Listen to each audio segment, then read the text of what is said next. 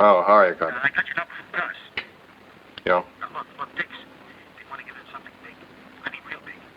If you do be at Gus's tonight at 10 o'clock. Right. Everything's here. The soft spot's an old steam tunnel. Manhole's on the corner. You drop into the manhole at 11:45. Dix will cover you. You break through the wall. It'll take about 6 minutes to get into Belletier's from the furnace room. Watch out for floor wires. Make your way up the back stairs and jump the alarm system. That'll take another 3 minutes. At exactly 11:54, Dix and I will come to the back door. You open it for us. I'll be waiting for you. Good. Any questions?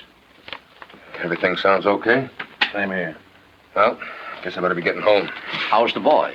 Oh, he's okay. Ran a temperature yesterday. Pretty high, too. We called the doctor, but temperatures don't mean so much with kids. He's back to normal today. See you tomorrow night, 11:30. Good night. Have you got a minute, Dix? Sure, what's on your mind? My friend, what do you know about this fella Emmerich? You mean the big fixer? I've heard his name, that's all. I can talk to you, I think. Sure. Mr. Emmerich is taking the jewelry off our hands.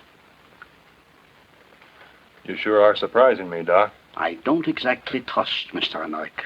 Just a feeling. I may be wrong, but it's up to us to collect, you and me. Everything may go smooth, but if it don't... If he's got it, we'll collect. Good. We'll meet Mr. Emmerich after the caper, deliver the jewelry, and get our money. The payment is to be immediate and in cash. After that, we pay off and scatter. Here we go. All right. Yes. Happy birthday to you. Happy birthday, Miss Best Co-host in the world. I had to get my money's worth out of this dreadful. For those of you listening and not watching the video, Margot is wearing I'm a taking it blonde off. wig. It is my birthday today. And Marilyn Monroe is in this movie today. So, Margot, thank you so much. That was the sweetest introduction. I really appreciate it. Well, yes, we're celebrating Margot D's birthday and welcome you all to Book versus Movie, you big banana heads. This is a podcast where we read books that have been adapted into movies, and then we try to decide which we like better, the book or the movie. I am Margot P. of coloniabook.com, and yes, this is my good friend, co-host, and birthday girl, Margot D. of Brooklyn Fit Chick. Don't ask how many spanks I'm going to get today. Can't count that high. But hi, everyone. So today we were just saying, we got so excited about this book and movie. This is one that's come up several times among our listeners, and we're just getting to it now. Very excited to talk about Asphalt Jungle, but just in case you're brand new, maybe you just found us because you love film noir, you love this author, you love John Huston, welcome. We're not experts in any of those things, but we're glad you're here. We're going to get into it. But before we do, we want you to know that we are constantly looking for ideas for upcoming episodes. We have Mysteries in March coming up. Later on in the year, we do spooky movies for October and holiday movies, of course. But we are also, the rest of the time, we try to give you a brand new episode every single week. And so the ground rules are this.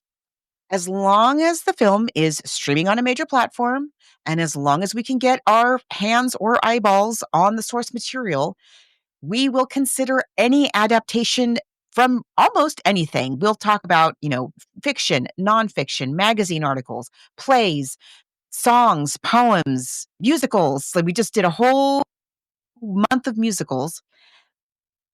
And so if you have suggestions, and we hope you do, there are several places where you can make them, where you can meet other listeners to this podcast and interact with us on the internet. Yes, we do have a basic Facebook page. Be sure to like it. That's where all the episodes are posted first, but we're much more interactive in our private Facebook group. And we understand about Facebook, and some of you are squeamish about it, but we really try to keep it a nice place where we just talk about books and movies. You type in book VS Movie Podcast Group and ask to join. We have 2 lists going on in there from our super fan Thaddeus. There's one of the episodes we've covered in the past, and then also a list of show ideas for the future, but also other places you can reach out to us. And people have been reaching out to us lately, Margot. We have on Threads, Instagram, and Blue Sky, we're at Book Versus and Movie. And then we have an old-timey email, bookversusmoviepodcast, spelled it all out, at gmail.com. Also, if you would like some stickers, we both have a stack of stickers. Email us your address, and one of us will drop them in the mail for you. Toot sweet. Yes, and if you really enjoy the show, if you want to hear some of our back catalog, because we have been at this for over 10 years, you can also support us on Patreon. Yes, Patreon. We've decided to take everything from 2023 and then previous to that on our Patreon wall. Up there right now is Hustlers. That's based on a magazine article, by the way, and we really love that movie. Phantom of the Opera, Carmen Jones. What's coming up is The Insider, How to Make an American Quilt, MASH, and Austin Land. Those are all going to be dropping, and they're only going to be available on Patreon. But we have, like Margot said, we have so much on there. Also, our old episodes from our first couple of years. We were just little baby, podcasters just figuring our way out. We have some episodes there that are for free, so you can listen to them and you can, reach out to us, say, hey, why don't you redo this episode? It's a great movie, but maybe you could redo it. We'd love that suggestion. Also, we put all of the clips that you see today. YouTube will do something to this. We're not sure what, but we try to post it on our social media, and Meta gets very strange sometimes. TikTok gets very strange sometimes, but they're all there on our Patreon wall for free. So if you're interested in any of these clips, sign up for Patreon just for free and you can find them there. Yeah, I feel like YouTube is getting more and more aggressive with their everybody's feeling it. Things. Yeah, I'm hearing that from other people because I pull it was all things from until YouTube. Convoy. Yes. I know. Ever since Convoy, it's been a bumpy road. They're out on it. They're on to us, Margot. I said before we started, like we're not experts about any of the things that we're going to talk about right now, but we've covered many, many film noir classics. Most, I think all of them that we've covered have been adapted from books, some by very famous writers and some by not so famous writers. And I always forget, we say film noir like it's, like it's Art Deco or like the Busby Berkeley era, but it's a long period. It's not like I say period. It's not even a period. It's not confined to a specific decade. Even it is a style, a very American style that very influential. And sometimes we see things that are in the same style that are being made today, but this is really a classic film noir kind of story or noir story from a classic author of the genre. Today we're going to be talking about W.R. Burnett and the Asphalt Jungle. But let's talk about this very prolific and important author. We don't talk about him enough. No. So W.R. Burnett, that's his pen name. It's William Riley Burnett. He was born November 25th, 1899 in Springfield, Ohio. That's kind of important. He is from the Midwest, and he writes about the Midwest quite a bit. He lived to 1982. He was a novelist and a screenwriter, and he started the job pretty soon. And he wrote Little Caesar is like the thing he's most known for, and that's one of Margot's favorite movies, and we'll definitely cover that one day. We'll definitely add that to the list. I know, I can't wait. It's considered just one of the best. I'm looking at, there's dozens and dozens and dozens listed on his Wikipedia page of just so many books and movies and screenplays that he's written, and screenplays he's adapted from other authors' work. He's just, like Margot said, a prolific writer. And this book came out in 1949. And it's an MGM movie that Louis B. Mayer didn't really like because he didn't get film noir. You would never know. No. First of all, Louis B. Mayer, who's he was an episode of What a Creep, by the way, one of my podcasts. Not a great guy, but did not like but that's a very fun episode. Very fun episode. But he's not someone who not everybody understands film noir. It comes across as very dark to people. It's kind of adorable what we now think of like dark from then versus nowadays, where a show like White Lotus and other. Seriously. But like when you look like The Postman Always Rings, like things like this are very, I know they seem almost quaint. Little Caesar was a groundbreaking film. And so just kind kind of give us some perspective, Little Caesar is 1929, and I think it's his debut novel. Famous, famous movie. This is 20 years later. Yeah. So he has evolved, and his storytelling technique has evolved a lot in the intervening 20 years. Although we're in, a very similar kind of world and genre with very similar kind of characters and stories. It's 20 years later. It's after the war, which is something that comes up in the book and the movie. And it's just I don't know how he wrote. Where did he find the time? Even as a professional writer, and that's his actual job, I don't understand where he found the time.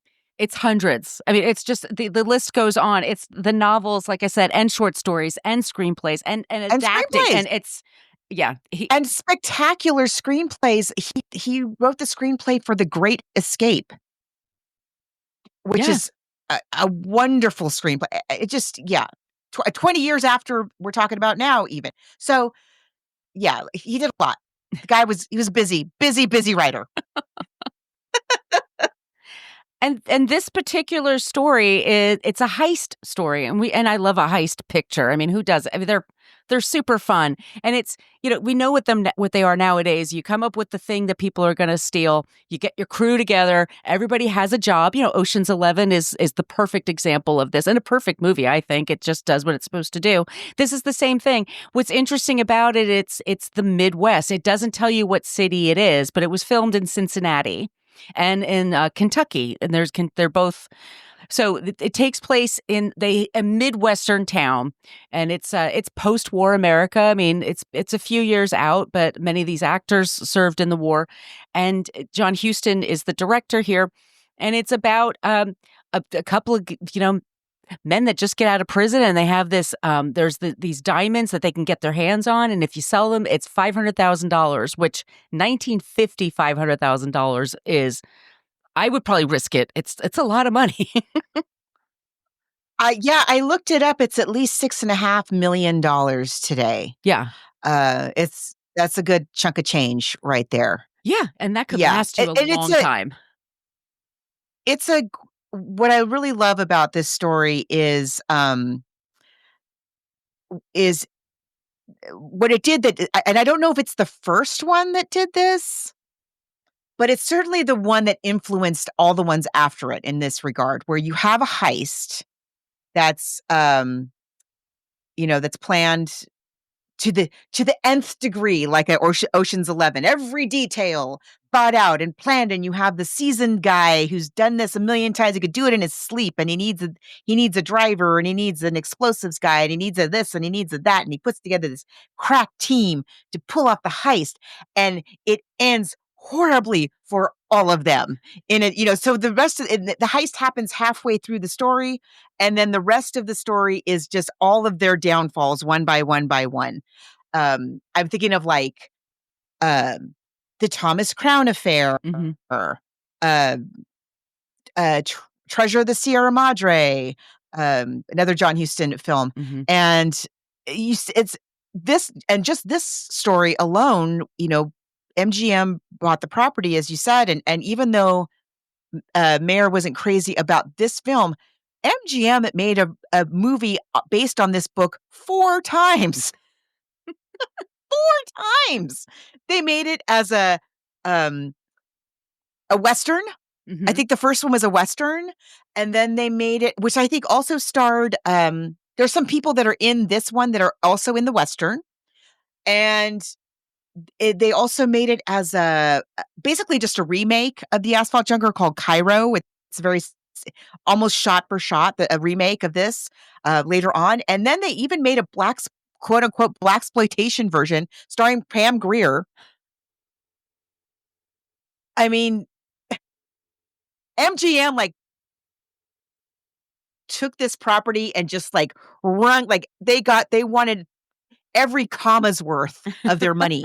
And, I mean, they must still own it, that they keep making stories like this. But those are the 4 movies that are specifically directly adapted from this book. There's also a TV series. This one, though, was Yeah, there's also a TV series, which was I think it 1960. warrants like having. Yeah.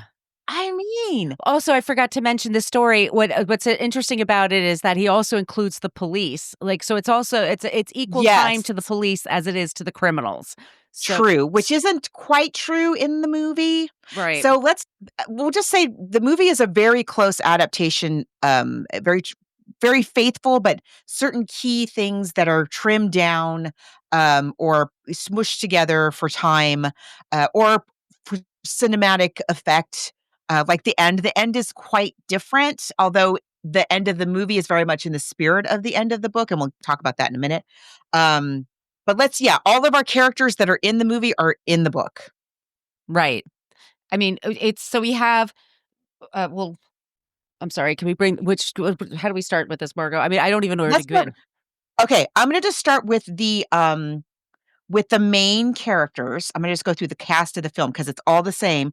So the story in the book, it begins with the police commissioner. Mhm.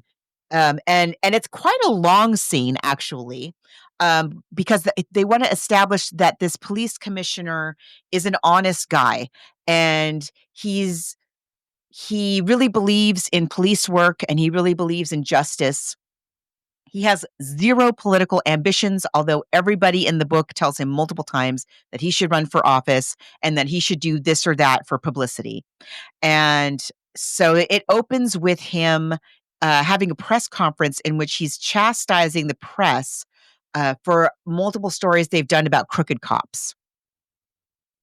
And he's um, and the press end up feeling ashamed. They feel bad at the end. The press is also a character in the book in a way that it's not in the movie too. So we also see some back and forth with reporters and among reporters about how they're covering these stories in the city. We're not really clear where the city is. We just know it's a city in the Midwest, but not Chicago. Right. So it's not the hugest city, but it is an American city and a Midwestern city. We know that. I should say also, like W.R. Burnett, what? he first began writing in Chicago, and he ran some hotel. He worked at a hotel and had some ne'er do well characters, and so that's how he wrote Little Caesar. I mean, he was used to talking to criminals, and he associated with criminals, and people told him, "Why are you doing this?" And he said, "Because they have the best stories." Like, they know exactly what's happening in this town. They know exactly what's going on. They know all the politicians that are on the take. They know the people who aren't on the take. So that's why he's been criticized sometimes for propping up these bad characters, glorifying, maybe you could say, or humanizing, but they were human to him. I mean, he knew these people, and people have different motivations to do lots of things or to go badly in different directions. So anyway, so it's this Midwestern city. And they don't have happy endings. No. And I mean, like, think about what's going on in America in 1950. So we've been out of the war only about 5 years at this point. I mean, America is on the rise. I mean, we have the GI Bill. So there's a lot of older students out there, but they're going into the workforce. Women are no longer as much into the workforce because they were now, yippee-ki-yay, you get to go home and be a housewife. And only for some. Thanks for building those planes, Jane. And those homes. Now make me a sandwich. And those loans for homes only went to some GIs and not others. I mean, there's a lot of unequal that's happening in America. There's a lot of inequality that's going on. So yes, America is kind of figuring itself out. And so here we are. It's 1950. They're in this little town, and so they have this. Is it a jewelry store? Is it a department store? Okay. And in the book we have, again, as I said, we open with this press conference and the police commissioner, who's a good guy. We go to a lot of trouble for us to understand what a good, solid guy he is, and he is. He genuinely is.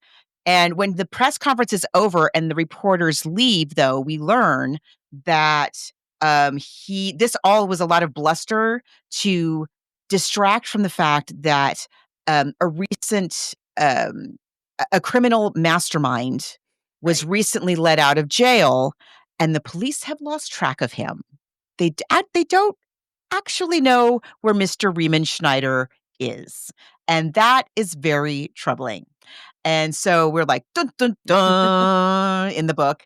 And now we cut to, so the book kind of is going in and out of all of these different worlds. The people in power, the police commissioner, the people, the reporters, and the different echelons of the criminal world too. There's definitely like different levels of criminal that we're dealing with. And Mr. Riemann Schneider is pretty darn close to the top. He's very unassuming. And this is another thing, it's after World War II.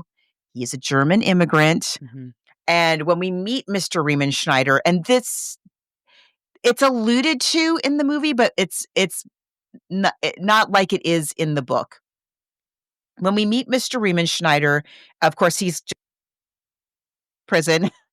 He's in a taxi cab that is also being driven by a German immigrant as well. And so Riemann Schneider and the cab driver are going back and forth, and they're swapping stories, and it's really sweet. And but you see that these two very different immigrant stories. You have the hardworking, honest cab driver who is just shooting the breeze with a notorious criminal that the entire city is on the lookout for.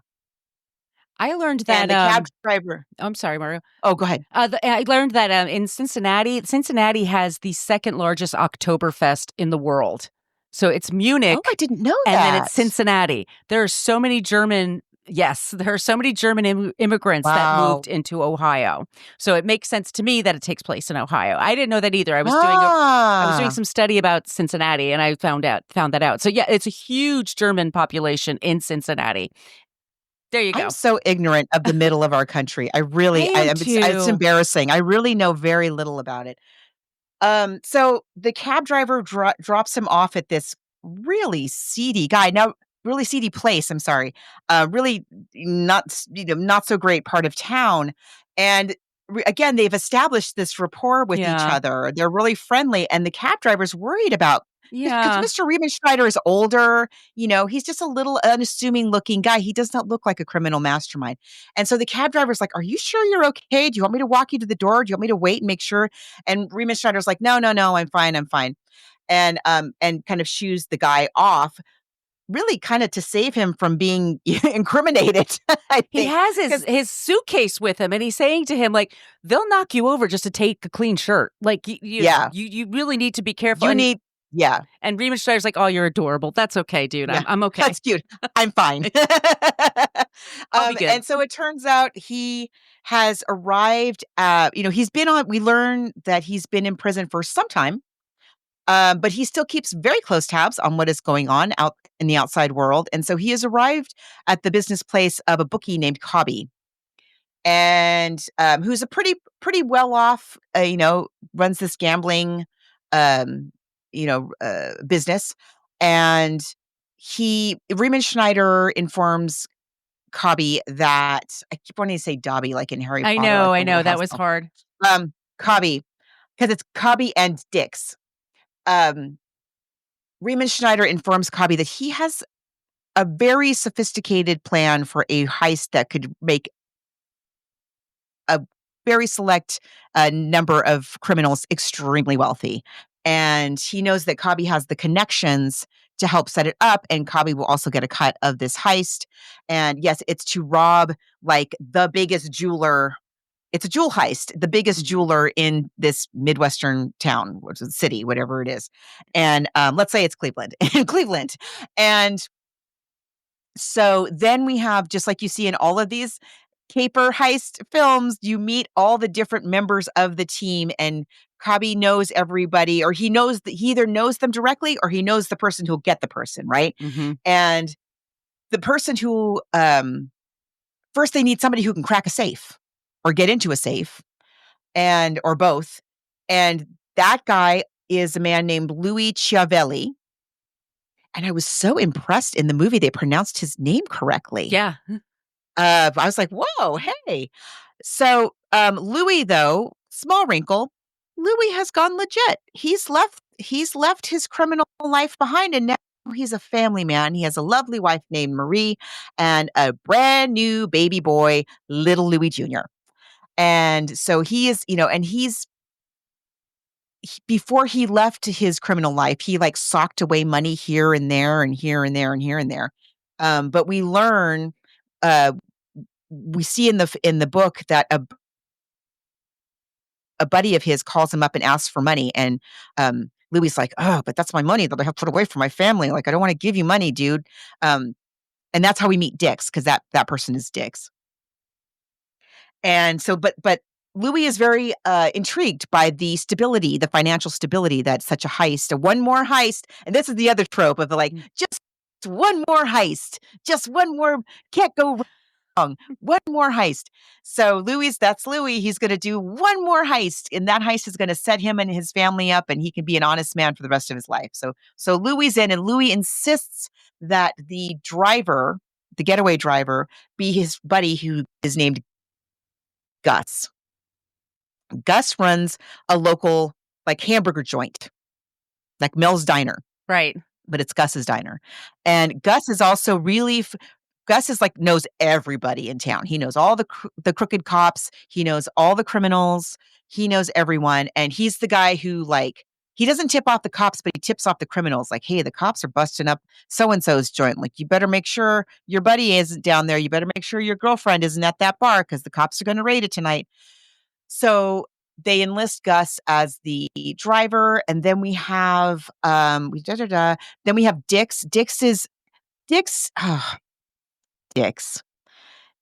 is this guy, this big lunk from Kentucky. He's from Kentucky. Mhm. And his family had once owned a big horse ranch. Right. And but we don't quite know why he left Kentucky. It's not clear right away in the book anyway. In the movie they tell you way sooner. We don't really know, but for some reason he left, and he's kind of been a little bit of a minor criminal, and he has this girlfriend who named Doll. Doll. That's her name. Her name is Doll, and Bless her he's heart. not very nice to her. He's No. not really, No. and it's not clear whether he's trying to protect her, like keep her from being incriminated, or is he really just that indifferent to her? But she is in love with him. He's in love with him, and he's negging her all the time. Like, he's basically all the that's time. his whole thing. He could be Mystery or whatever that guy's name was for the pickup artist. Yeah, he knows how tall and handsome he is, and she's just in love with him, and just she doesn't care. She doesn't care what he does. She doesn't care if it's straight or not or whatever. She knows that he's from Kentucky, that his family had a horse farm that they lost it, and so now he's in Cincinnati or Cleveland, wherever he is in Ohio, but he's like, he needs to make some money because that's his dream, is to buy that back. Everybody has this dream of what they're going to do with this money. Right. Nobody wants to be a criminal forever. Each man has aspirations. Yeah, nobody's like, well, I don't know what I would do with that cash. They all have plans. Right. And exactly. So yes, Dix wants to go back to Kentucky, probably without Doll. Bless her heart. I know, bless her heart. All I can think. Girl, run. Shake her by the shoulders. His dream is to buy back his family farm and or take it over or whatever. And then we have, but they need somebody to front up some money so that they can get the equipment. They can, pay for people's silence. It takes a certain amount of cash. And Bremen Schneider, who is the planner of this whole thing, he's like, yeah, we're going to need $50,000 to set the whole thing up. And they have to find somebody who will basically like launder the goods and so that they can all get paid. And Cobby, the bookie, says that he has somebody, or either somebody who can help them do that or somebody who can do that themselves. Enter the crooked lawyer, Mr. Emmerich. Very fun character. Yes. Fun in the book and in the movie. Emmerich is a guy who is, I would say, Giuliani-esque. Yeah. So he had built himself a reputation in capturing certain notorious criminals. And so he's like the media lawyer. He's the guy, that would show up on Fox News today. Mm-hmm. And he seems to be quite wealthy and powerful, and reporters want to know his opinion on things. And he knows people who know people, and he knows the ins and outs of all the cases, the big cases that are going on in the city. And we learn that he's so rich and so powerful that he has 2 houses. He has a house where his wife is ensconced, and he has a little cottage where he also has a girlfriend A named groomer. Angela. Yeah. Yeah, Guma. And his wife is very nice, and he does love his wife, but she's a little bit of a she never gets out of bed. She's We don't, is sickly. she sick? She's sickly. I think she's And sickly and she's older, and yeah, he's a guy. He's a guy who's, he's a defense attorney that makes a lot of money, from criminals. And as Margot says, everybody knows who he is. He dresses Yeah. fine. He has very delicate manners about himself. He doesn't act like a criminal. He just, art, like fine art Right. all over his home and his office. And yeah. and he has And he has a girlfriend who's quite young. I She- forget how old she is in the book, but she's there's another theme in the book and in the movie of what they would have called in those days the dirty old man. Right? So you have these older, powerful men who are very lascivious towards extremely young women, underage women. In this case, Emmerich with his girlfriend Angela, who he's had, I forget, quite a long time. She's been living in this cottage, and Yeah. he's been paying for these 2 homes. And also, we established really early on that Riemenschneider, who is again, he's a bad guy. He has a real lecherous eye for even younger girls. Say, Drake, I hear you like him young. Yeah, exactly, exactly. That's Riemenschneider.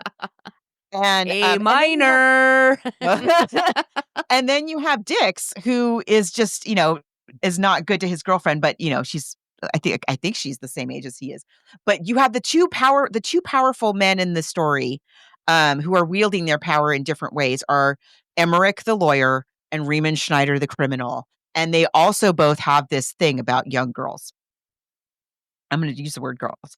And I love the way they establish that in the film. It's really cool. But in the book, they just tell us, Yeah. every time they see one, they can't not look. They can't not follow her down the street with their eyes, that kind of thing. And so Emmerich is like, okay, this is a very interesting story, Mr. I have a chance to be in a heist with the famous Doc Riemenschneider. Okay. And he thinks he thinks he's smarter this is the thing. It's the other 2 downfall of these 2 men. Each of them thinks they're smarter than everybody else. So Emmerich thinks, they need money. I know I don't have money myself. They don't know that, but I don't actually have any He's money. broke. But They I can don't- get some money. He's broke. Right. But everybody else thinks he's not. Mhm. If they thinks he's Mr. Moneybags. And so he tells them that he will be the person who fronts the money and launders the stolen goods. And they're like, great. And what he does is he intimidates Cobby into fronting the money. Because Cobby's not that smart. No.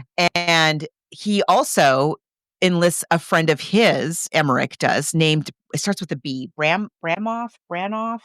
What's your name? Brannon. Branham. Branham. Brannom. Yeah. And he's like, hey, Bob, I've got this. Here's the thing is I've stumbled upon being able to participate in this historic heist. I don't actually have the money to front them, but I'm telling them I'm going to front them. Here's what we're going to do. We're going to double cross them and split the whole pot between just you and me. What do you say?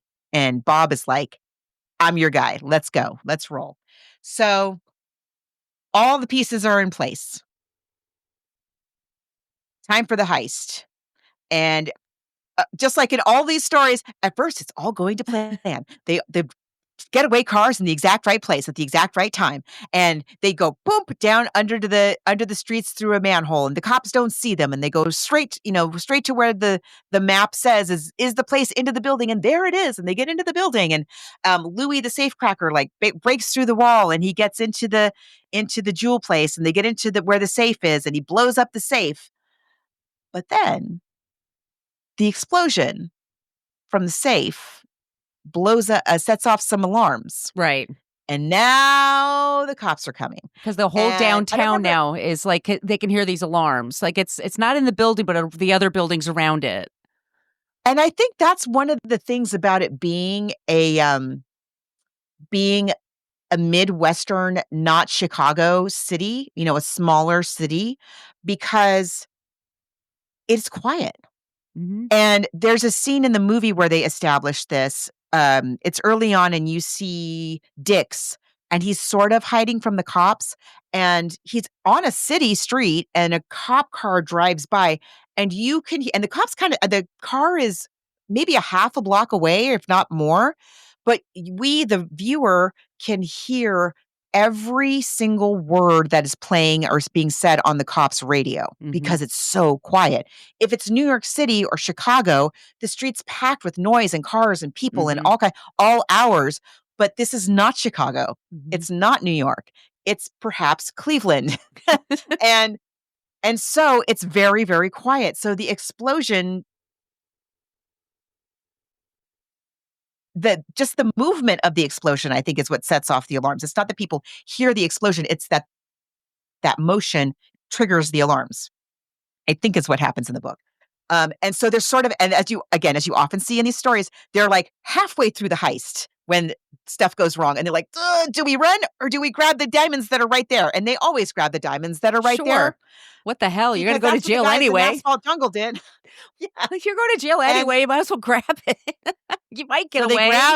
they grab that dough, and they're making their way out of the place, and I don't remember if it's a cop or a security guard, but he's by himself. This armed guard of some kind comes in. He is investigating the noise. Yeah. And they overtake him. He drops his gun, because of course he has a gun, because it's the U.S., even in 1949. He drops the gun goes off, and who does it shoot? Louis the family man. And his kid is already sick too, so you're already worried about his kid is sick and everything. Yes. Of course his kid is sick. So, they can't take him to the hospital. Oh, no. Because it's a bullet wound. Yeah.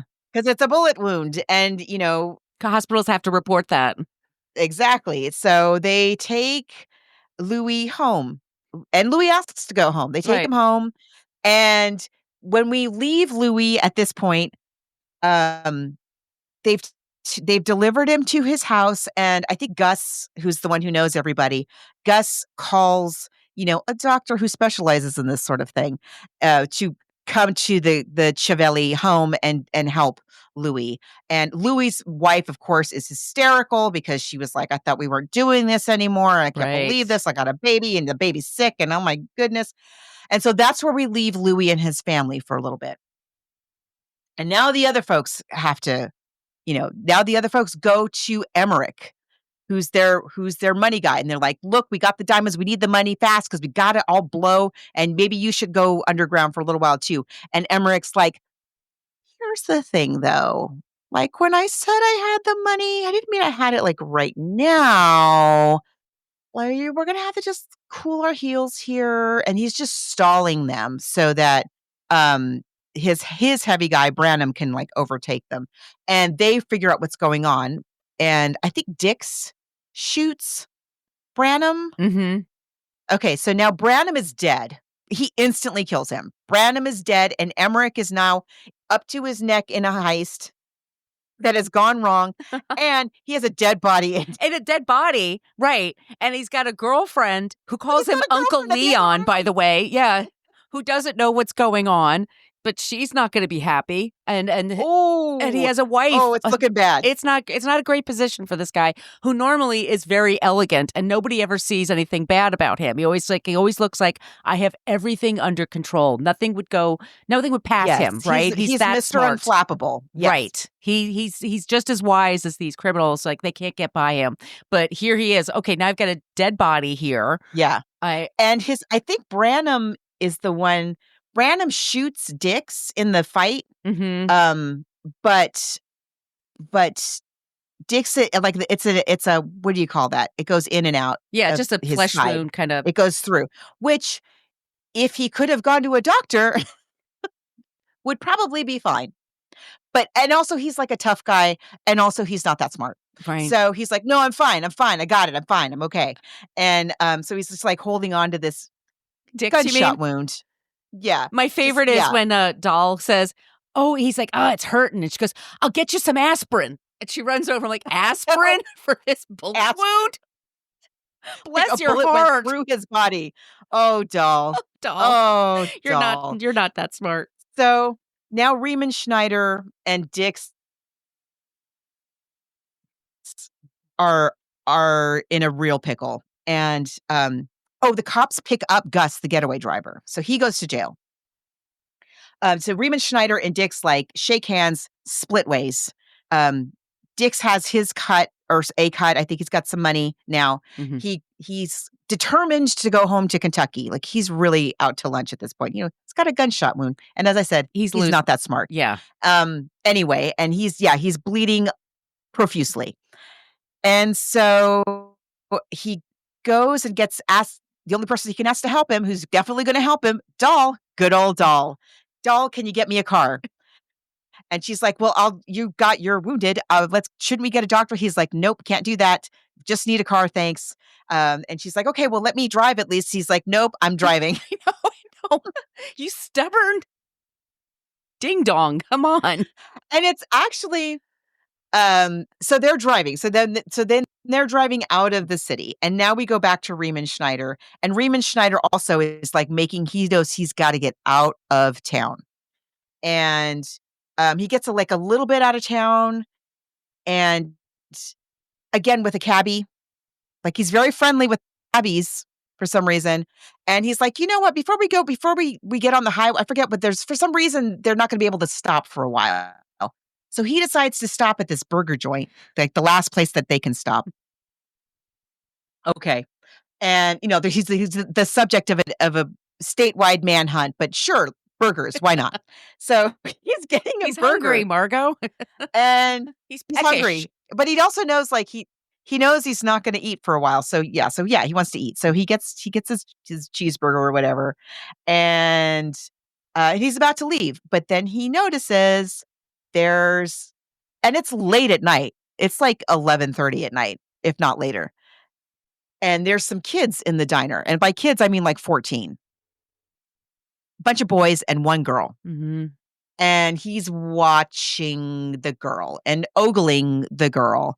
And the girl is trying to get the boys to play her some music on the jukebox, but they're out of nickels. And so Riemann Schneider, who's just robbed a jeweler, is like, I've got nickels. I got you some nickels, honey. Yes. Yeah, how about I put nickels in and you dance and I watch? And he's such an unassuming. Right. That's the thing. He doesn't look threatening. None of the boys for a moment think like, this guy is a dirty old man who's ogling our friend. Like it doesn't occur to them. Right. Even the guy who runs the diner isn't like, why don't you stop watching? Like maybe don't watch the kids. But so he just gives her a whole stack of nickels and sits and watches her dance because he can. And he sits for kind of a long time. Longer than perhaps he should have, and long enough for the cops to show up. Yep. And see his very recognizable face in the diner. And as soon as he sets foot outside, they snatch him up. And he says to the cops, like, how long were you out here? And they were like, 2 or 3 minutes. And then he's like, yes, it's the length of a song. Yeah. Got it. Yeah, I did that. That one extra song, it was. One extra song. And now he's going to prison for the rest of his life. And then we go back. But so that's everybody accounted for. Everyone's either dead or in jail, except for Dix, who again has a gunshot wound that has just barely been wrapped up. And he's behind the wheel. That's exciting. With Doll driving to Kentucky. Sure. Now here's where the ending is very different than in the film. In the film, and I love the way it is in the film. In the film, They get to the ranch. We know his family doesn't own it anymore, but he gets out and he dies. He collapses at like 3 steps onto the ranch and he collapses, and that's the end of the film, and it's gorgeous. Mm-hmm. In the book, they arrive at the ranch. He thinks he's home. He goes up to the front, and he's also delirious from bleeding so much. And Dahl doesn't know what's what. Like, does his family live here? Is this even like it? She knows the name of the ranch, and this is definitely that ranch. The sign says so. And so Dix stumbles up to the door and pounds on the door, and this stranger answers, this Polish immigrant. So we have this like themes of like these immigrants, and it's so interesting. And the Polish immigrant says to Dix, your family sold the place after your dad died.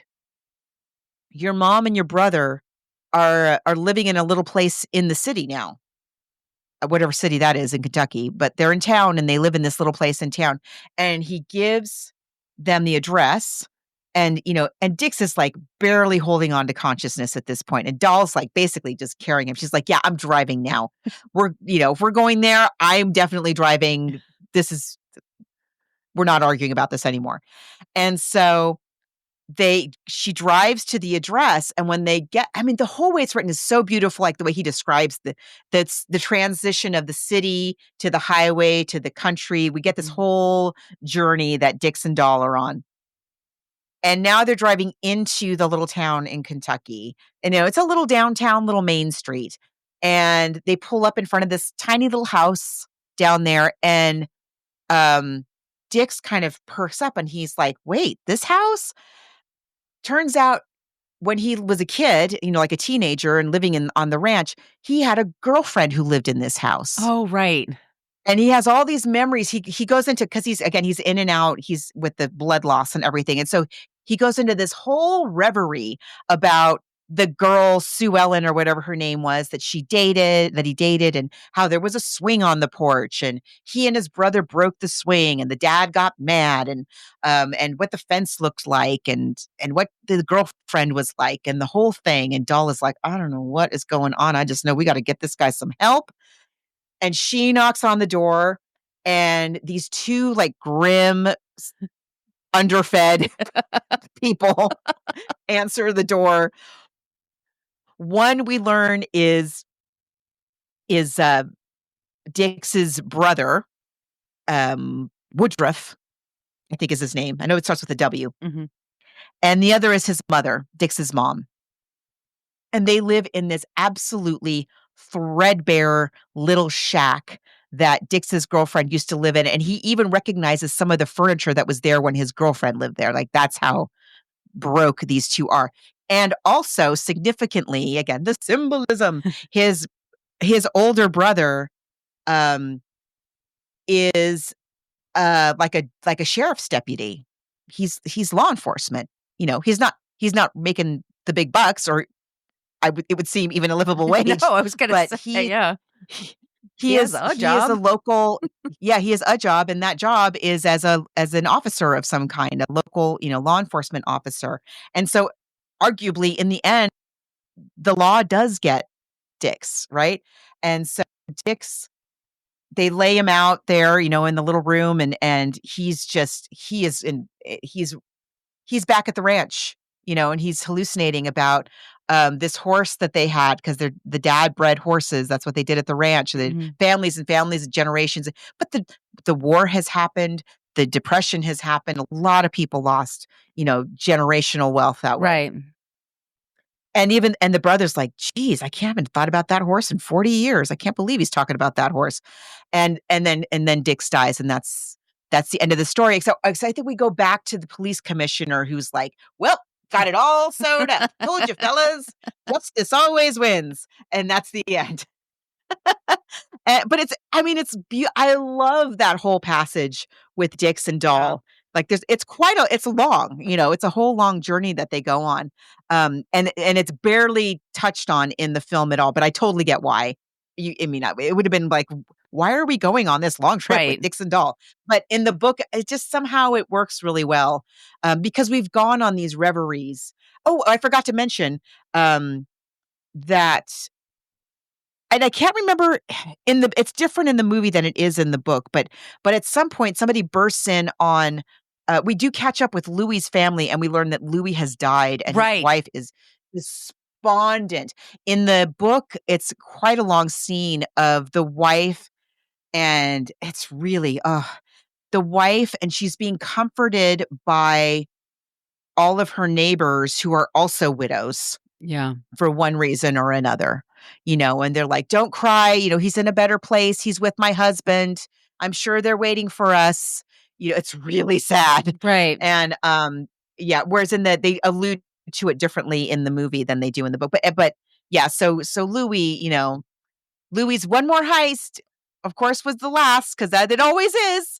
But it's all of these things that we think about as tropes now are tropes because of, arguably because of Asphalt Jungle. Right. And I mean, you saw them before, but not really.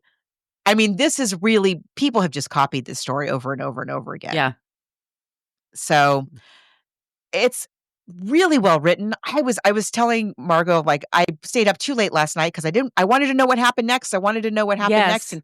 And when I got to that part about Dixon Doll, I mean, I could not put it down. Even though nothing's really happening, they're just driving places. It's like, And I like Gus. Gus is and we have this in the movie too. Gus is he's a very interesting character. He's somebody that, like, right, he knows all the ne'er-do-wells and what they're doing, and he always protects them over the cops. Though he does know the cops and they all know him, but he's also a big fan of cats, and he takes care of the kitty cats in the neighborhood. They come and he feeds them on the counter. And if you go in there and you just got to deal with that. That's part of, like, eating. You better not object to Yeah. a cat eating on the counter. He where will you're throw gonna you eat, out. 'cause he's He's going to throw you out. He will grab you by the scruff of your neck and throw you out. He likes the cats more than you. So it's these interesting characters, and they all have their interesting quirks, and it's really well done, and it's very smart. And much of the dialogue when you watch the movie, and John Huston was a big fan of W.R. Burnett's work and had corresponded with him when they were putting the screenplay together, and said, I'm thinking of changing this and using that, and much of the dialogue is directed from the book. I mean, it's super smart. Oh, absolutely. You big banana head, that's straight out of the book. And in fact, that there's in the book, it goes a little bit farther, that she says, "You big banana head," and he's like, "Banana head?" Right. And it's the worst she could think of. And even she sort of in the moment, she's like, I'm trying to call him something, but I don't know what to say. So she just calls him a banana head versus a son of a bitch or whatever we would say now. But she So funny. it's cute. It's very cute, and it just shows her naivete and how much of a child And she's young. she is. She's a She's minor. very young. Yep. Now, Burnett and Huston had worked together, I think, a couple of times before this film. But yeah, you can totally tell that that Burnett was, like, absolutely on board, because it's as I say, even when it's different, even when it goes off the story that's in the book, it still keeps the spirit of that. Because we just don't have time. We don't have time to see Louis's wife and the neighbor wives, have their whole scene. So we have where the cops burst in. We do have something like that happens in the book, but we also have the stuff with the wife and the neighbors. So let's talk about this movie already, because Yeah, let's play the trailer. Yeah, I know we were. Yeah, let's the find it. story is really great. So here's the trailer. So good.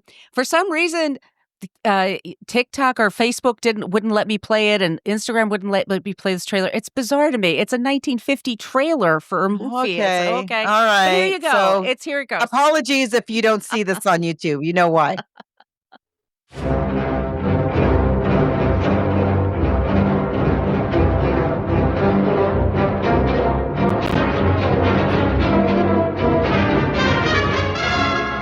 Only the author of Little Caesar could tell so dramatic a story. Only the director of The Treasure of Sierra Madre could film it with such power. Only once in a decade does the screen come up with such absorbing characters. Sterling Hayden as Dix Handley, a hooligan with a twisted dream. Jean Hagen as Doll, the dime-a-dance dame who wanted to share that shabby dream. Let me go with you. Please, Dix, please. You're crazy, I'm on the lam. I'm wanted bad, packing heat. If there's any trouble, what good would you be? I could drive. No, Doll. I'm wanted on a killing rap. You know what that means. I don't care. I just want to be with you. Louis Calhern as Emmerich, the big-time mouthpiece with crime on his mind. Oh, I suppose a fella should stick to his own trade, but I know some pretty big men around here that might not be averse to a deal like this if they're properly approached. Highly respectable men, I might add. Sam Jaffe as Doc. He's got $1 million in that little black bag, and a jitterbug cost him every dime of it.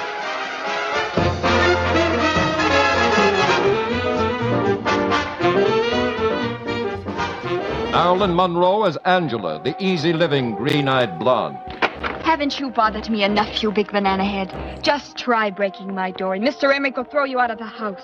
James Whitmore as Gus, the strong-arm boy. A right guy in a wrong world. Come on! Bring on! You ain't break him! You haven't seen him or you're gonna wind up in a war!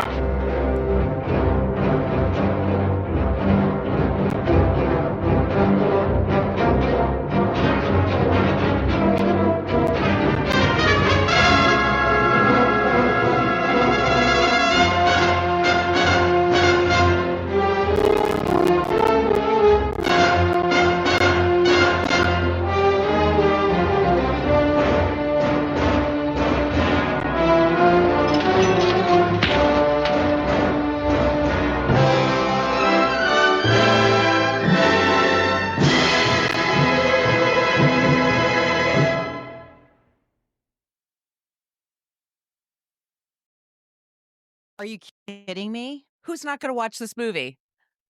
Who's not going to want to see that? I want to see it again right now. I know. I just watched it again this afternoon, my third time this week. It's so good. It's so smart.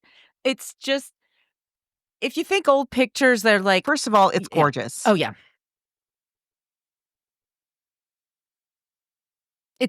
Should we talk about the cast? This cast. First of all, John Huston. Right. Just a giant. Just a giant. Again, just like W.R. Burnett, how? How did he do it?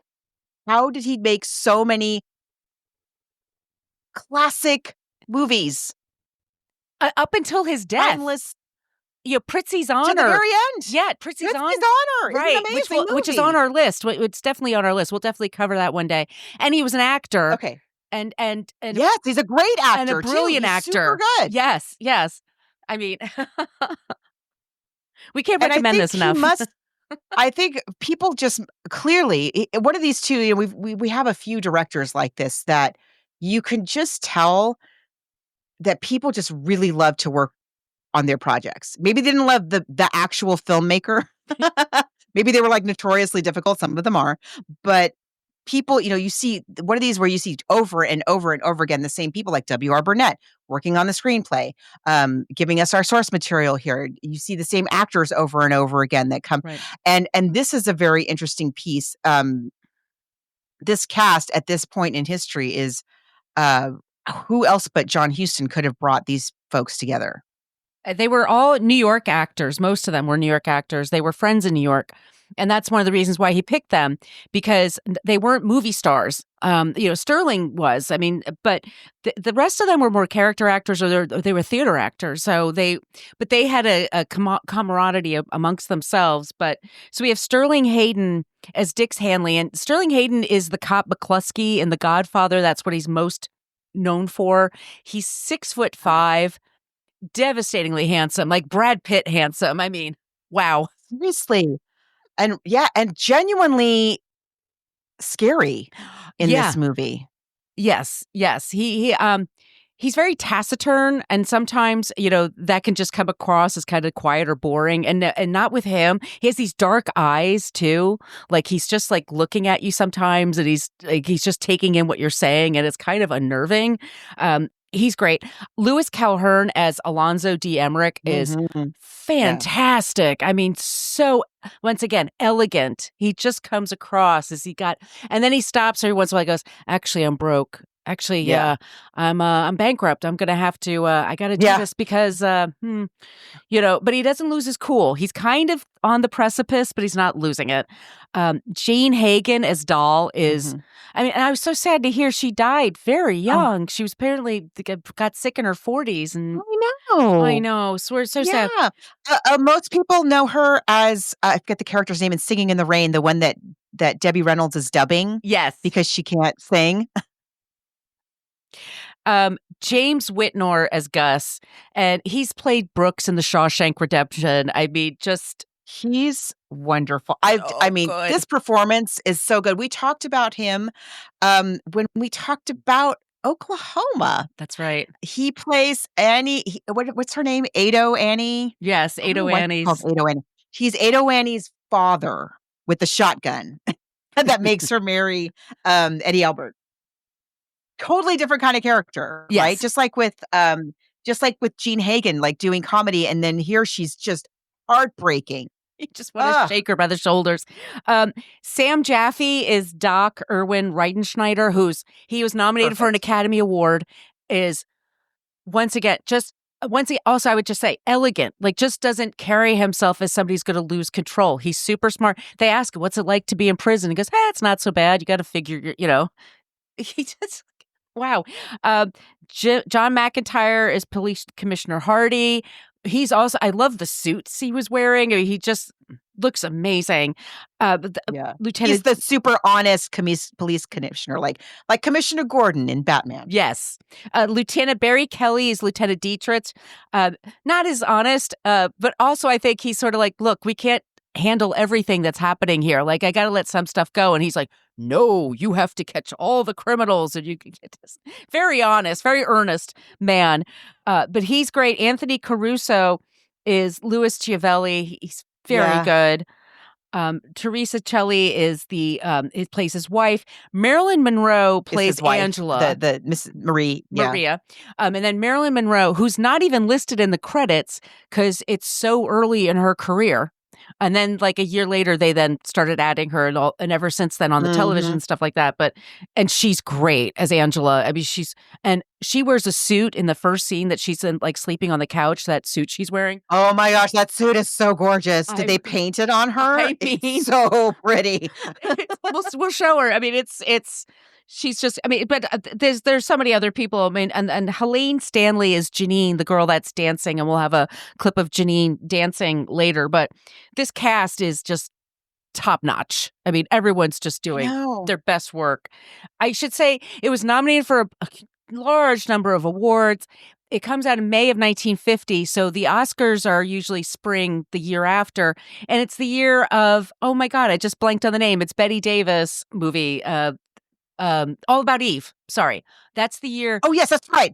Yes. So Marilyn Monroe is also in the same year in All About Eve. So it's a big year for her. It's a very, very big year for Marilyn Monroe. Mm-hmm. James Whitmore, by the way.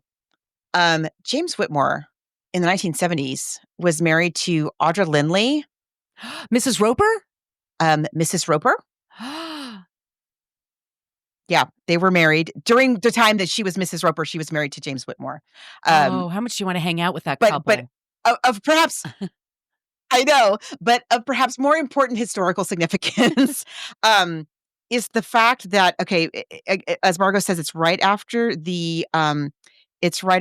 or not right after, it's a few years after World War II where, not everybody is bouncing back. Right. And also, in Hollywood, we've just gone through the McCarthy era. And interestingly, for this film, we have Sterling Hayden. Now, Sterling Hayden, and it is really sad. I'll just give you the broad strokes. Sterling Hayden named names. Yeah. The government really threatened people and really intimidated them. And, not everybody... He also handled that differently. He also deeply regretted it. And vocally for the rest of his life. Vocally, yes, absolutely. Every time someone tried to shame him, he was like, "You're right.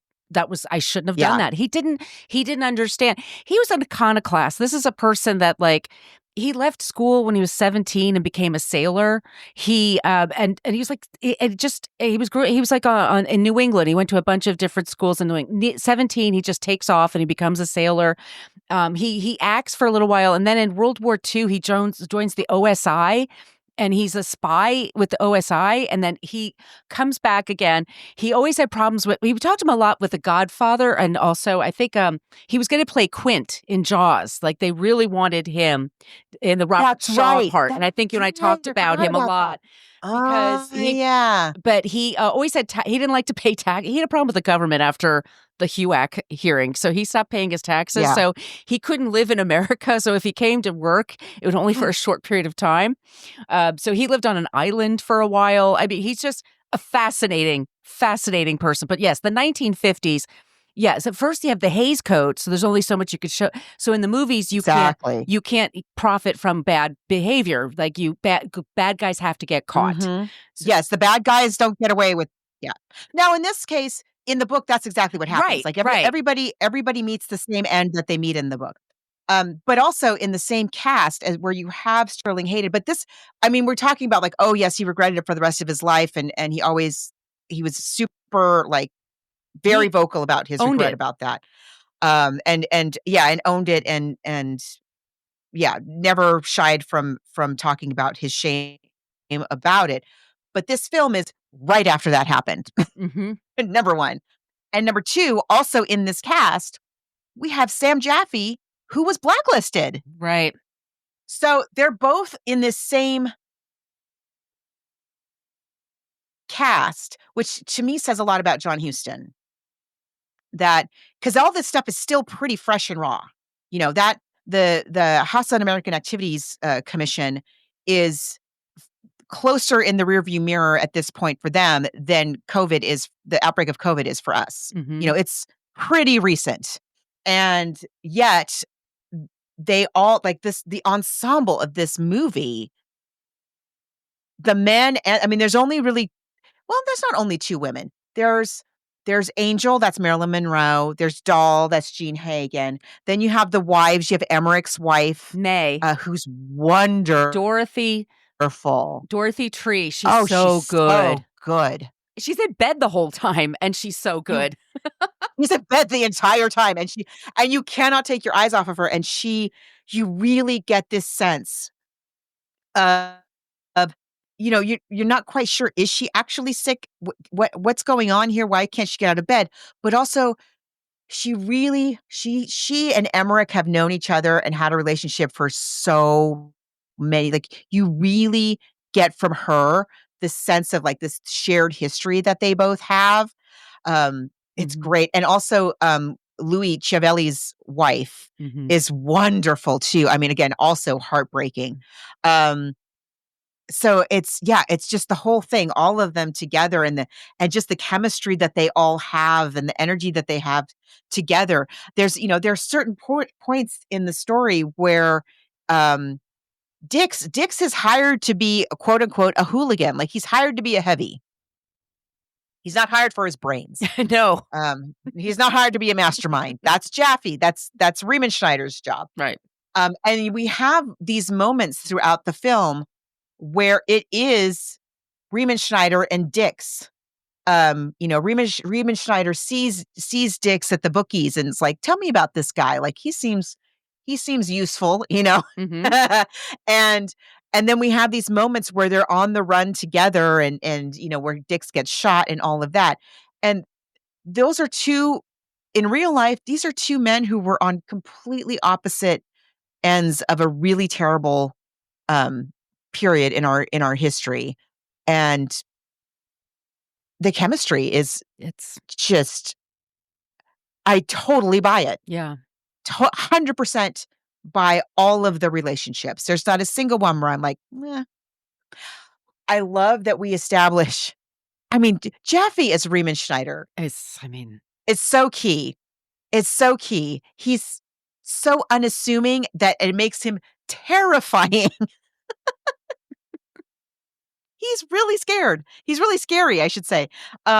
He's been in prison for a super long time in what we've established is a really, really scary prison with very scary criminals. And he's like, Yeah, Just it's keep to fine. yourself. I had ways to keep my mind occupied because Emmerich is like I couldn't last a minute, and we also forgot to mention like Emmerich in the story he says I'm not going to jail. I couldn't last, and he probably couldn't because he's a defense attorney. I mean he's older. I mean there's lots of reasons why, but at one point he signs a suicide note.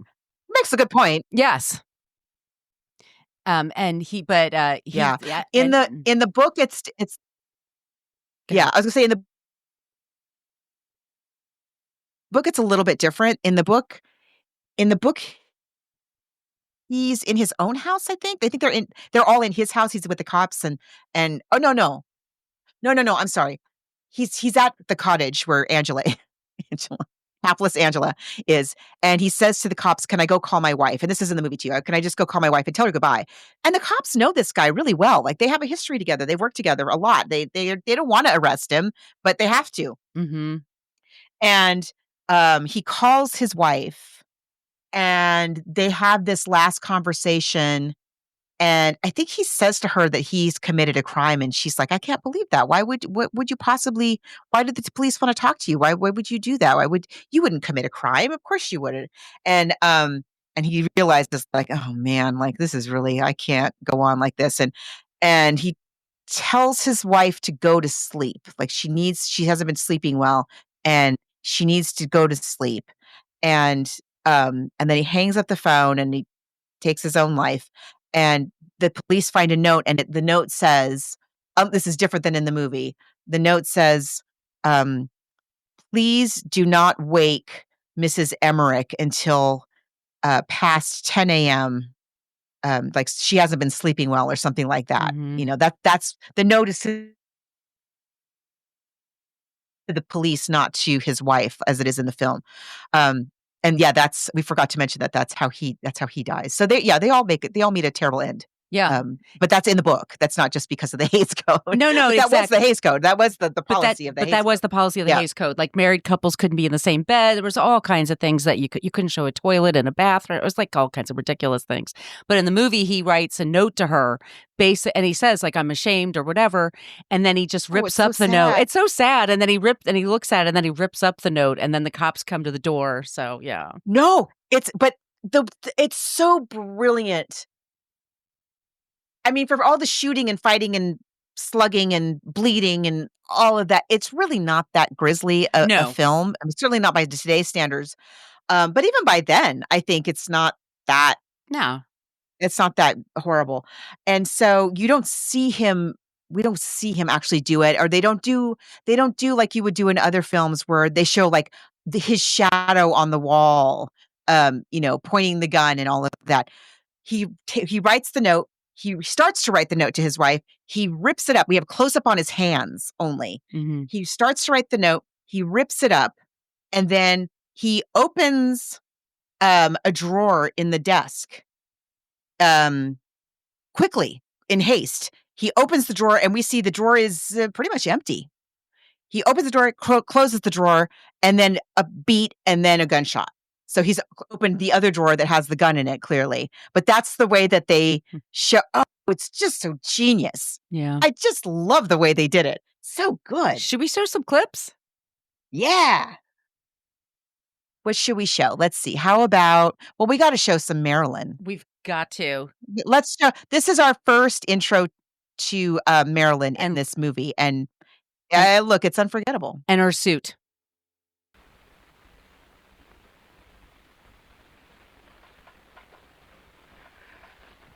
What's the big idea standing there staring at me, Uncle Lon? Don't call me Uncle Lon. Thought you liked it. Maybe I did. I don't anymore.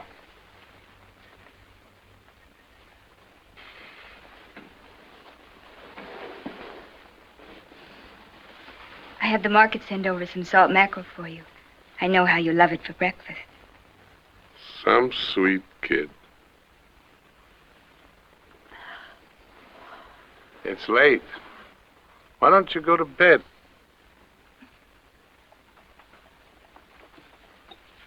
Some sweet kid.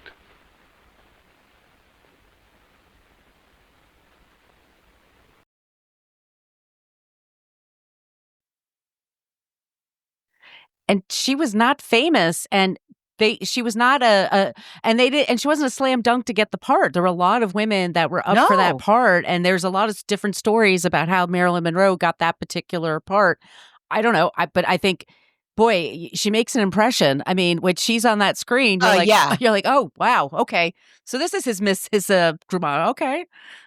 I've heard a lot of people tell the story about like, oh, she went and auditioned, and it only was when she turned around and walked out of the room that John Huston was like, oh, she's hired. She gets the part. I found a clip of John Huston talking about casting Marilyn, and the story that he told was that she was reading, I think it was this scene, where she's supposed to be on the sofa, like we just saw her lying on the sofa and saying her lines without getting up from her reclined position on the sofa, and that there was no sofa in the particular room that they were auditioning in, and so she got down on the floor and did the scene from the floor, and that impressed him, and that's what he said, that impressed him, and that was why he cast her, that she was great. I heard that he couldn't believe it, that she thought of doing that, and that she did it really well.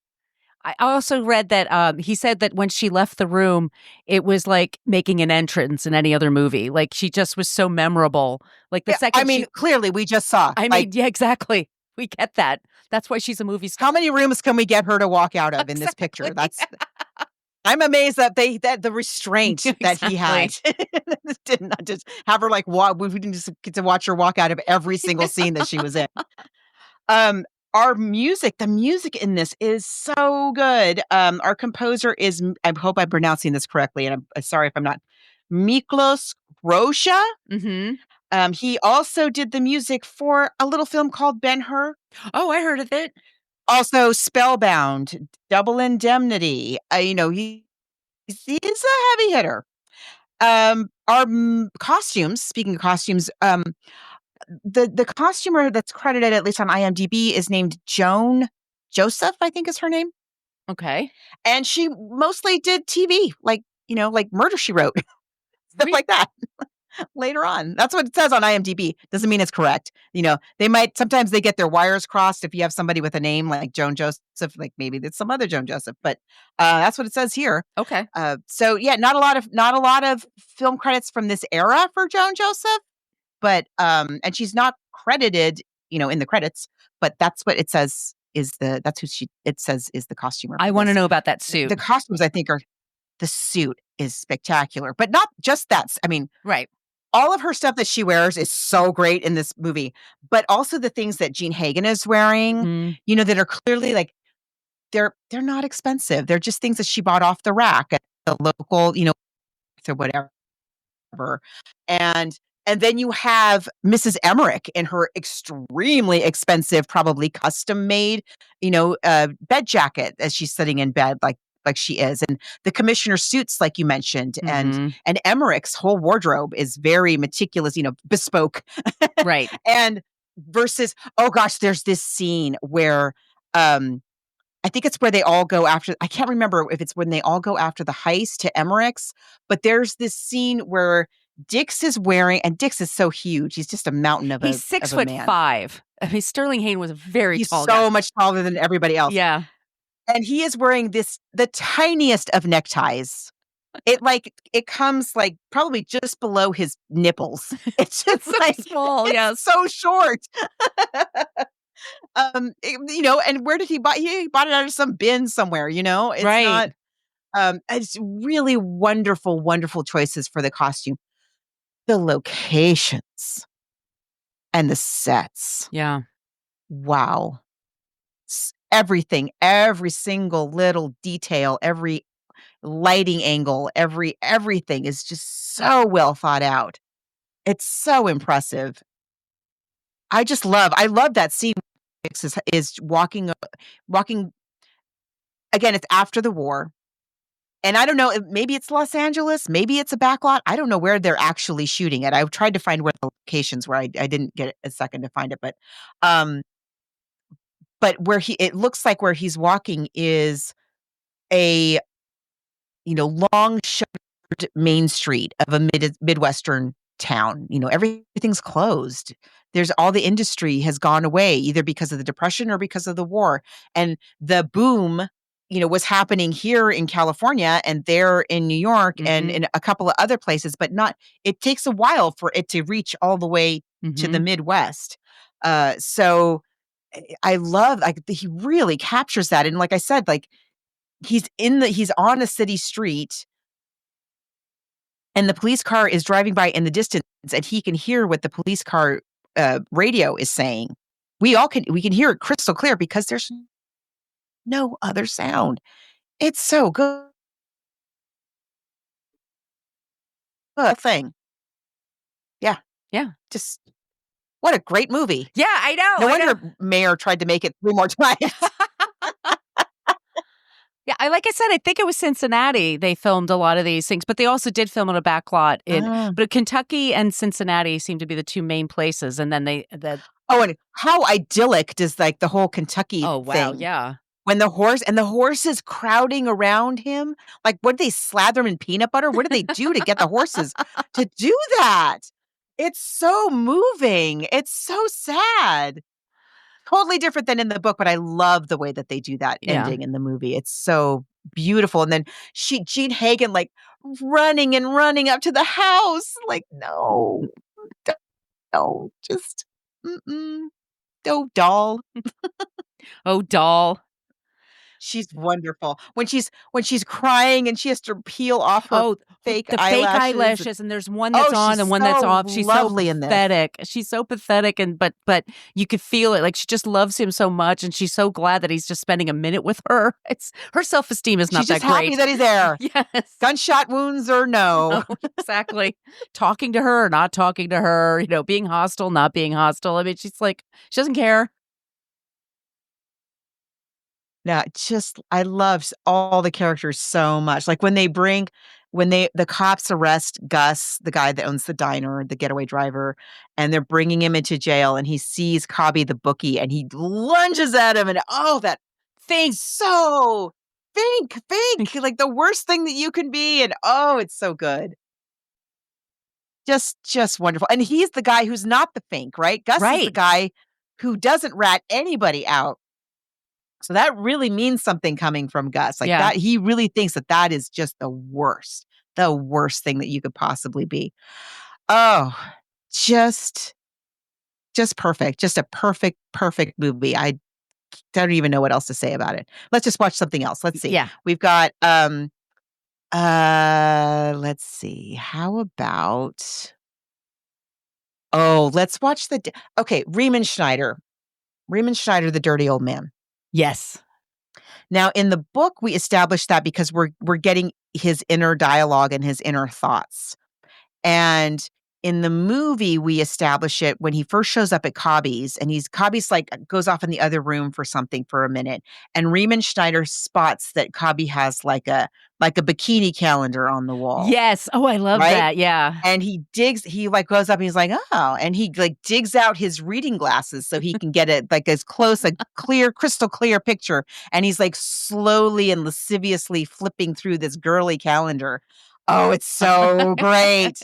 So that's how we establish, like, this man has a weakness. He does have a weakness, yes. Oh, yes. So let's get a load of Riemann Schneider's downfall, shall we?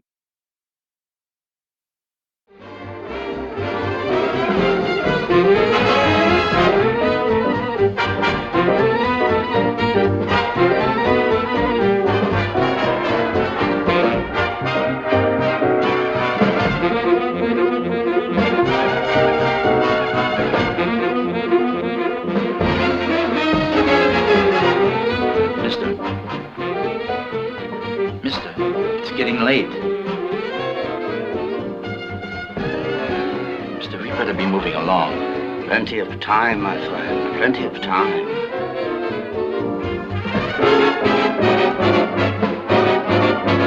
Look, mister, it's a long way to Cleveland.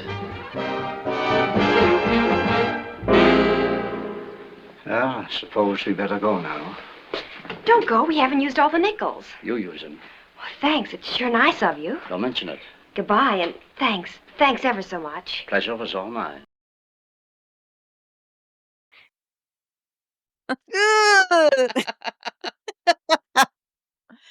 But you notice how the cab driver has like a German accent? Yeah. Also. Yeah. But they don't have that, quite the back and forth in the rapport that they do in the book. But anyway, he grows to like Riemenschneider, because they've had that They have some rapport banter. now. So he's trying to help him. The cab driver sees the cops and is like, oh, this probably don't think this is good. We should probably go. Let's go. And when the cops apprehend him, the cab driver's like, what do you mean? This is a harmless old man from Germany. Just leave him alone. Yeah. It's really great. Ugh, Yeah, it's so good. it's so good. I saw it's on Tubi. It's like for free here. I saw it. I mean, I don't know what to tell you. So I know it's just I really could just watch it all over again. Get something different. I loved just every single choice is so beautiful. I just can't even believe. I don't know why in my memory of this movie I was remembering it as being like a I don't know. I was remembering it being like a not as good kind of gangstery movie as for some reason. I don't know why I had that in my mind. But I'd never it's seen not. it before. It's This was new. amazing. Yeah, it's not. It's really, really good. I that's all I could say. It's great. It's really, really. It's smart. Can we play that one before we go? It's the double cross. Few days more may not seem like a very long time to you, Mr. Anaric. But to me, carrying this around, it would seem like years. I understand. I've got a solution for that, too. That is, if you boys trust me. And if you don't, well, there's nothing I can say except that I'm sorry. Mr. Anaric, what are you trying to tell us? About the jewels. Wouldn't be safe for you to carry that stuff around. You said so yourself. You mean we leave them with you? Well, now, look here. When the police start looking for that stuff tomorrow morning, they're not likely to call me up. They're not likely to send detectives out to search my house, you know. You, on the other hand, Doc, you're just out of prison. They're certainly going to be looking for the big-timers, like yourself. Some smart cop might even connect this burglary with your release.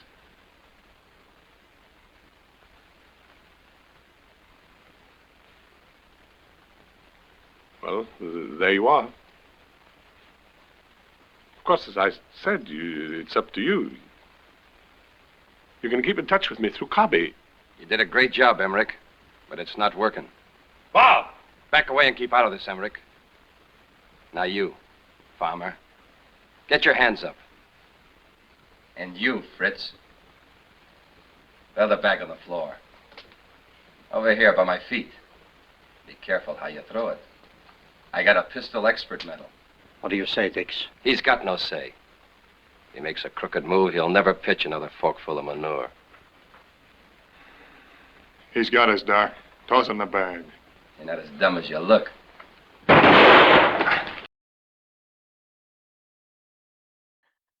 His tiny little tie. It's just, and I had just read the book. I knew exactly what was going to happen and how. The book goes to, tremendous detail. Like the gun goes here and the gunshot go poo-poo and there we go. And yet I am riveted. I am riveted and astonished by this movie doing exactly what I just read about in the book. It's great. Ah, If you love a heist picture, definitely check this out. And especially the Marilyn of it, the Sterling Hayden of it, of course, the Sam Jaffe the of sets, it. the music, The whole music, thing. the direction, the script is great. I mean, it's like I said, it's sometimes at the Academy Awards, The cops. oh, the cops are really good too. I mean, yeah, the acting is incredible all around. You were saying before though that this was eclipsed by All About Eve. All Is that About what Eve, happened? right? So All About Eve was almost, which is also it's a brilliant an movie. amazing movie And a great Yeah. script, and it has amazing acting in it, and it's different, and it's fun, and it's interesting, and it has flawed people everywhere. I mean, it's like, Mhm. yeah, they're both really great. So book or movie? I'm gonna pick the movie. I'm also going to pick. I love the book. I loved the book. It's really, really well written, and as I said, I couldn't put it down. I mean, it was kind of long for what we normally do, right? And I didn't mind it at all. Blazed, no, nor I. And I loved this movie so much. I mean, I love John Huston anyway. I just think he's, as you could probably tell, I'm a fan. But in terms of the adaptation of this book, I was as impressed by the adaptation of this book and the artistry of it as I was when we talked about Night of the Hunter. Yeah. And, that was a great book. And I was just blown away by I thought the direction and the whole thing of that film, that production was Charles Lawton. Whoa. Yeah. And this is definitely on par with that. I mean, people use the word masterpiece to talk about Asphalt Jungle. And all these years, I was like, really? That gangster movie? But no, turns out I was super wrong. And I'm so glad because it's a wonderful, wonderful film. And I cannot wait. I cannot wait to talk about some other John Huston and or W.R. Burroughs. Is that what's his name? Burroughs. I want to say Burroughs. Yes. Burnett. W.R. Burnett. More, please. We need to talk about more of them. More. Love the whole team. Yeah. Yes. This is no notes. Very, very high thumbs up, I guess you would say, like from the both of us. This is exceptional. This was really, really great. So, yeah, really was.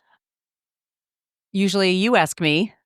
I know. Usually I ask you, what are we going to do next? Because we didn't talk about it. Because we did not talk about it, but we had a couple of people reach out to us, Margot, that are on the younger side, younger fans. And one of them was 15 and mentioned 10 Things I Hate About You. And it's based on Shakespeare's, and I'm blanking on the Shakespeare. Is it Taming of the Shrew? Taming of the Shrew, yes.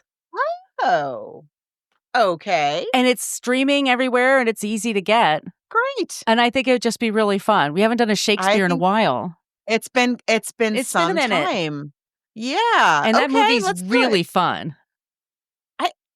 I don't know that I've ever seen it. Oh, it's so great. I think I'm not sure I've seen it. Yeah. I think you'll like it. I think good. I really enjoy it. So that it's Heath Ledger. It's yeah. No, I've definitely not seen it. Yeah, it's really fun. So so that'll be, but let's do that next time. 10 Great. Things Yes, I Hate About please. You. Great. Absolutely. Okay, awesome. So that's coming up next. Everybody, as you can tell, this is how we come up with things. So if you have ideas, please reach out. It could be you next, So the email all those places I mentioned at the top of the show for social media, our email once again is bookversusmoviepodcast, spelled it all out, at gmail.com. If you'd like some stickers, please send us your address. We'll drop them in the mail. You can find us on Patreon.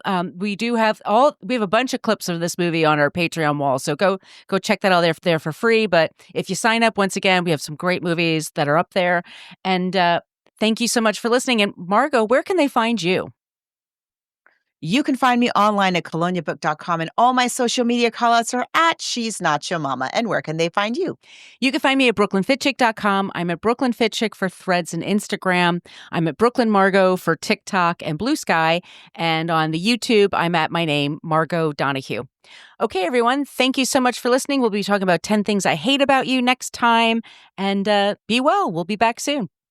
Oh, what are you going to play, Margot? We got a clip to take us out? I'm going to play Riemann Schneider talking about hoodlums and their usefulness. Ooh.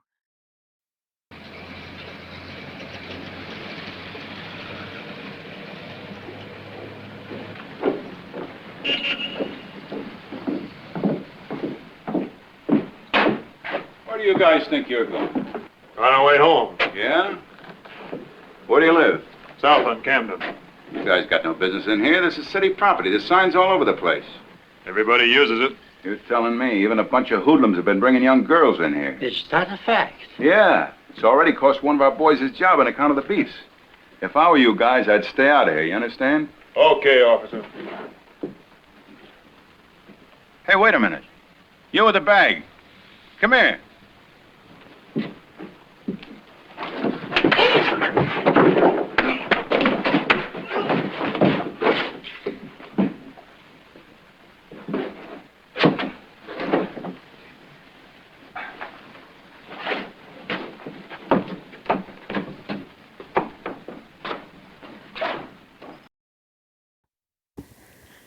Thank you so much for listening to the Book versus Movie podcast. We're a part of the Spreaker Podcast Network.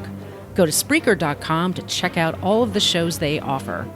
We ask that you make sure to subscribe to our podcast, Book vs. Movie,